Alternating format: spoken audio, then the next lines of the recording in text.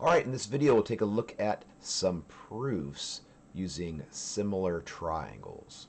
So we have three parallel lines and we have two transversals, and each transversal is intersecting with these parallel lines, and the transversals are also intersecting each other at point A here.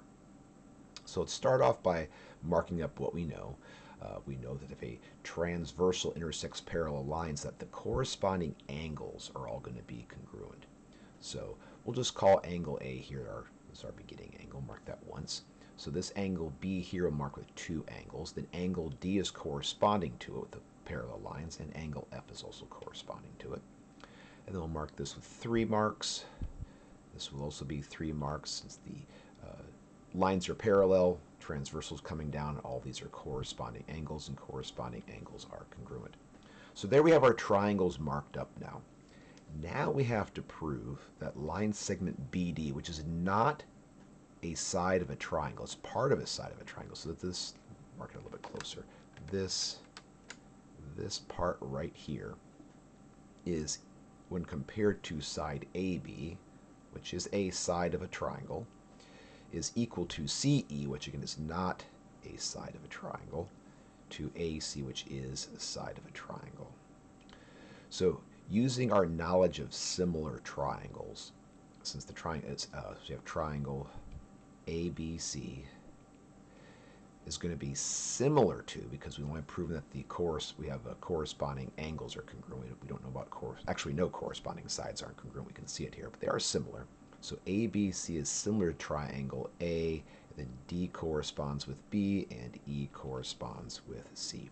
We know these are similar, so we can start looking at the corresponding sides of these similar triangles. So let's go ahead and start off with, let's see, we want AB in the denominator, so let's put that. Let's start off with that. We want side AB in the denominator. That's going to be equal to, and AC is one of the sides for a triangle. Now, AB is the side off the smaller triangle. We want BD in our numerator. So let's look at line segment AD. We'll put AD up here. So side AD corresponds with side AB. And then we have AC in the denominator here, AC. We want CE up here, so let's look at side AE. So AC, I should probably make it further. So side AC is going to correspond with side AE. So we know this statement is true because we have similar triangles, and we have the corresponding sides of similar triangles are going to be proportional.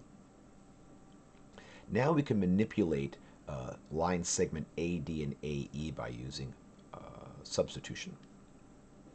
So we'll keep AB here, and we'll keep AC here. So when you're doing these, be really careful about copy errors, because one little copy error along here will kind of mess the whole proof up. So AB, AC, AD is side AB plus side BD. There's that BD we were looking for in our final proof. And side AE is made up of side AC and line segment CE. So we just substituted in AB plus BD for AD. We can see that AB plus BD is side AD, and we substituted in AC plus CE for AE. AC plus CE makes up side AE. So we use substitution here. Now we can simplify these two ratios. Using distributive property, I could do AB over AB plus BD over AB. And I know AB over AB is just going to be 1, but I'll go ahead and show that step. So we do AB over AB plus BD over AB is equal to distributive property on the other side as well, AC over AC. So you have two terms in our numerator. So we're going to split it up so that each term is being divided by the denominator. And this just simplifies to 1. So I get 1 plus BD over AB is equal to, that's a 1 plus CE over AC. Now using our subtraction property of equality, because they could have been changing colors all along here to make steps more clear, and that leaves me with line segment BD is to line segment AB as line segment CE is to line segment AC, which is the proof we were trying to get. So that was fun. Let's do it. Let's do one more of those. Where is the other problem I had? Probably on the next page. Yep, there it is. So similar problem, marked up slightly differently. Now we want to prove that, it's some different colors here, that FA, so there is F, there is A. So FA is to AB, so FA is to AB, as DC is to CB. So a fairly similar proof here, except we have, they're not using 2 marks to show parallel lines, so we know these 3 lines are all parallel. They have 2 marks on them. And we still have 2 transversals, and they're meeting at point B here. So let's go ahead and mark out point B. We'll mark that as 3 marks on that one. And then we'll say that, let's do angle A here as 1 mark. So if that is some known angle, because angle A corresponds with angle F amongst the parallel lines, we know that they're congruent. We don't really care about this angle, I guess, here, but it's marked on the original problem, so we'll mark it up as well. And then we'll call this one, that was, we start with 3, go to 1, we'll end with 2, I guess. So that's 2 marks. Angle D corresponds with angle C, so it's 2 marks. And angle E corresponds with angle C and D, so it's 2 marks. So based on our proof, we don't care about this larger triangle BGE at all. We do care about the small triangle here, triangle, let's say BAC, so triangle BAC is similar to triangle B. Point B corresponds with point B, A corresponds with F, and C corresponds with D. So we know these 2 triangles are similar. So it's going to be proportionality here. Looking at the proof, we want AB in the denominator. So let's go ahead and start with that. Put AB in the denominator, because since AB is a side of a triangle. And CB in the denominator, and CB is a side of the triangle. Now we'll look at the bigger triangle, since FA and DC are not sides of a triangle, they're parts of sides of a triangle. So I can say FB does correspond with AB. I can check up here. FB corresponds with AB. And again, watch for copy errors. Make sure your letters are going in the correct order. And CB, so third and first, corresponds with DB. So D back to B.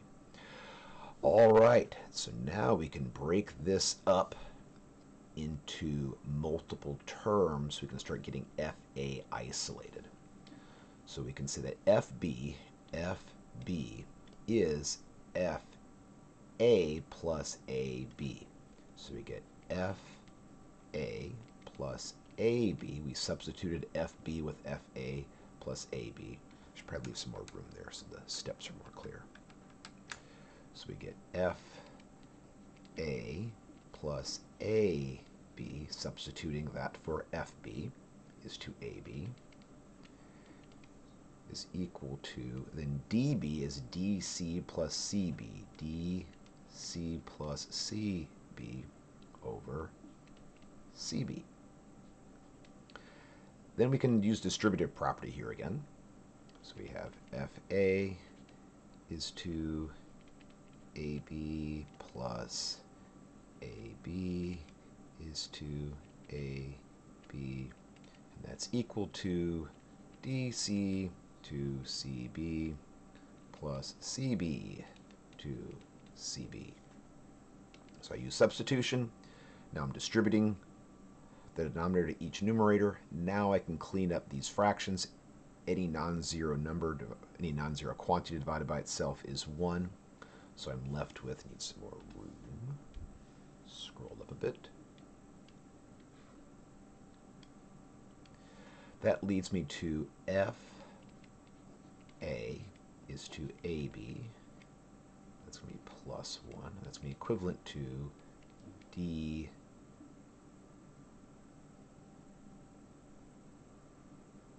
mistake here. Nope. DC is to, I made a copy there for a moment to check. Is to 1.